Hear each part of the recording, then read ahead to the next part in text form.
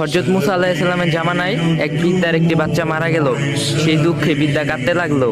তখন মুসা আলাইহিস সালাম বৃদ্ধাকে বললেন, তুমি কাঁদছো কেন? তখন বৃদ্ধা উত্তর দিল, আমার বাচ্চাটি মারা গেছে, তাই এই জন্যই আমি কাঁদতাছি। তখন মুসা আলাইহিস সালাম বললেন, বাচ্চাটির বয়স কত?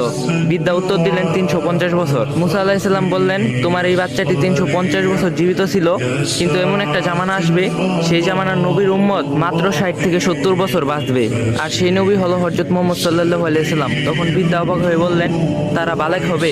মুসা আলাইহিস সালাম উত্তর দিলেন, বললেন, হ্যাঁ, তারা বালেক হবে।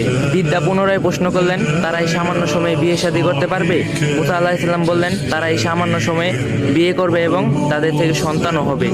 বৃদ্ধা পুনরায় প্রশ্ন করলেন, তারা এই সামান্য সময়ে কিভাবে নেকি এবং সওয়াব অর্জন করবে? তখন মুসা আলাইহিস সালাম বলেছেন, তারা এই সামান্য সময়ে এত নেকি অর্জন করবে যে তাদের নেকি যদি আমাদের উপর রাখা হয় তাহলে আমাদের নেকির কোনো নিশানাও থাকবে না, শুধুমাত্র তাদের নেকি দেখা যাবে। কারণ উম্মতি মুহাম্মদীকে আল্লাহ তাআলা এমন একটা মাসে দিবেন, সে মাসের নাম হলো রমজান মাস, যে মাসে একদিন ইবাদত করলে 83 বছরের সওয়াব তার আমলনামায় লেখা হবে। সুবহানাল্লাহ।